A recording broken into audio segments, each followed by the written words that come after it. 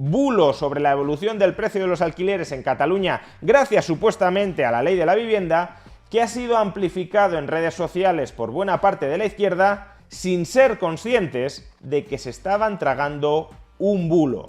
Veámoslo. Estos días ha tenido lugar en redes sociales un interesante experimento social a propósito del llamado sesgo de confirmación, es decir, de la predisposición humana a creernos aquello que nos queremos creer. Y es que el diario Expansión publicó la siguiente noticia y la siguiente infografía a partir de datos del informe mensual de alquileres de Fotocasa. El precio del alquiler sube un 4% interanual en mayo y marca máximos en 8 comunidades. Y si vamos a la infografía que acompaña esta noticia, observaremos que la autonomía donde más aumenta el alquiler entre mayo de 2023 y mayo de 2024 es Asturias, un 16,6%, pero a renglón seguido es Madrid, con un 14,2%. Y en cambio, si nos vamos al fondo de la tabla, veremos que la comunidad donde menos aumentaron los alquileres entre mayo de 2023 y mayo de 2024 fue Cataluña, donde solo subieron un 0,8%. Y claro, siendo Cataluña la única autonomía española que ha decretado el control sobre el precio de los alquileres, este dato resultaba demasiado jugoso para que todos aquellos que están a favor de imponer ese control sobre los precios de los alquileres no lo instrumentalizaran para decirnos que claramente la medida está funcionando en Cataluña.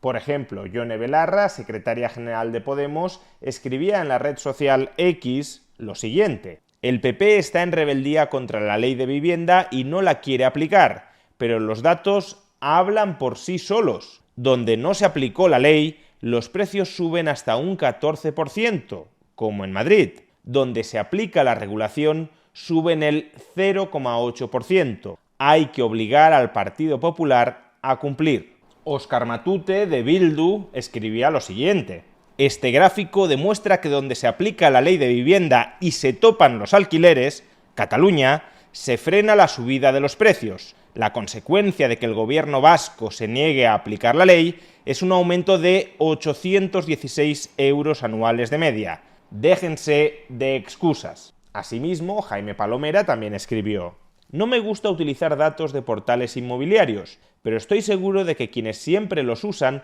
no van a decir nada sobre el hecho de que Cataluña, única comunidad que ha regulado el precio del alquiler, sea donde menos sube. Igualmente, Economista Cabreado escribió: en Cataluña sube un 0,8% el alquiler, en Madrid sube un 14,2%. ¿Sabéis qué comunidad autónoma ha puesto en marcha los topes del alquiler y cuál ha dicho que no haría nada de nada? O el Observatorio de ESCA también publicó: Cataluña es la comunidad donde menos ha aumentado el precio del alquiler, por primera vez en décadas. Es la única comunidad con control de precios sobre el alquiler en vigor. De entrada habría que aclarar que, fijándonos solo en la evolución del precio del alquiler, no tenemos una imagen completa sobre cuál es la situación de accesibilidad a la vivienda dentro de una sociedad. Imaginemos que el gobierno decreta un alquiler máximo de 100 euros al mes para cualquier vivienda en España. En ese caso, estadísticamente tendríamos un hundimiento del precio del alquiler, porque si está prohibido alquilar por más de 100 euros al mes en España, ningún alquiler, al menos en situación de legalidad, superaría los 100 euros mensuales en España. Ahora bien, el efecto de esta medida sería que todo el stock, o prácticamente todo el stock de viviendas en alquiler, desaparecería. Por tanto, la gente no tendría mayores facilidades para alquilar. Simplemente no encontraría viviendas en alquiler a un precio inferior al máximo decretado por la ley.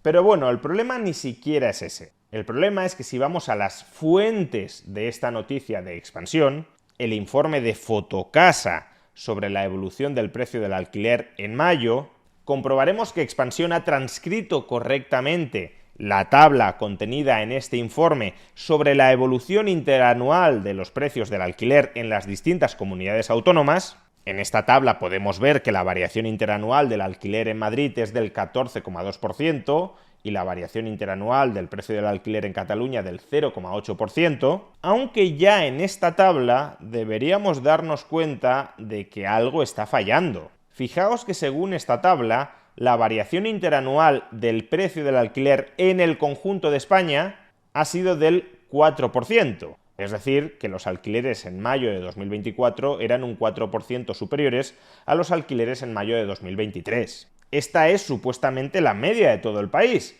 pero ¿en cuántas autonomías el alquiler aumenta interanualmente al 4% o por debajo del 4%? Solo en dos: La Rioja, que es demográficamente irrelevante, donde aumenta un 3,3%, y Cataluña, donde crece el 0,8%. En todas las demás autonomías, el alquiler interanualmente crece más de un 4%, con lo cual si en Madrid crece un 14,2%, en la Comunidad Valenciana aumenta un 8,9%, en Canarias un 7,6% y en Aragón un 5,8%, se me hace complicado pensar que la media del conjunto del país será el 4%. Vamos, que ya en esta misma tabla deberíamos ver que los datos de mucha calidad no son, o que quizá los datos sí son de calidad, pero desde luego no se han transcrito correctamente en esta tabla. Pero es que si pasamos página en este informe que desde luego no ha leído ninguno de los tuiteros anteriores que aplaudían los maravillosos efectos del control de alquileres en Cataluña, si avanzamos a la siguiente página encontraremos una tabla donde se especifica la evolución interanual del precio de los alquileres por provincia, no por comunidad autónoma, sino por provincia. Y ya sabemos que Cataluña tiene 4 provincias: Barcelona, Tarragona, Gerona y Lérida. Si en el conjunto de Cataluña los alquileres han aumentado un 0,8% entre mayo de 2023 y mayo de 2024, lo que deberíamos ver es una evolución del precio de los alquileres en estas 4 provincias bastante similar a ese 0,8%, o si en algunas provincias aumenta mucho más de un 0,8%, en otras debería aumentar mucho menos o más bien caer en términos interanuales. Pero ¿qué ocurre con la evolución interanual del precio de los alquileres en las 4 provincias catalanas? Pues de entrada sucede algo bastante curioso. Y es que la provincia de España donde más aumentaron los alquileres entre mayo de 2023 y mayo de 2024 es una provincia de Cataluña, Girona, donde los alquileres se encarecieron interanualmente en un 20,3%.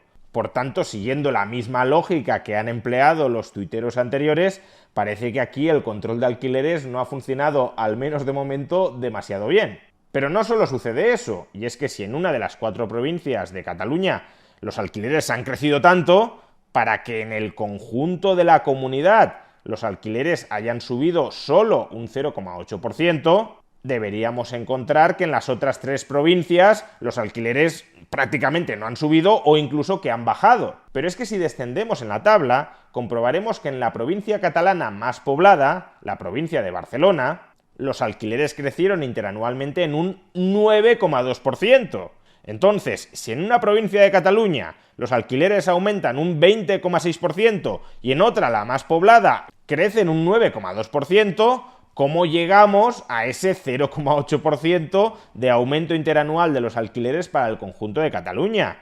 Pues de ninguna manera, porque si seguimos descendiendo en la tabla, comprobaremos que en Lleida los alquileres aumentaron un 5,7% y en Tarragona un 3,1%. Con lo cual, en todas las provincias de Cataluña, los alquileres aumentaron sustancialmente más que el 0,8% que teóricamente aumentaron en el conjunto de Cataluña.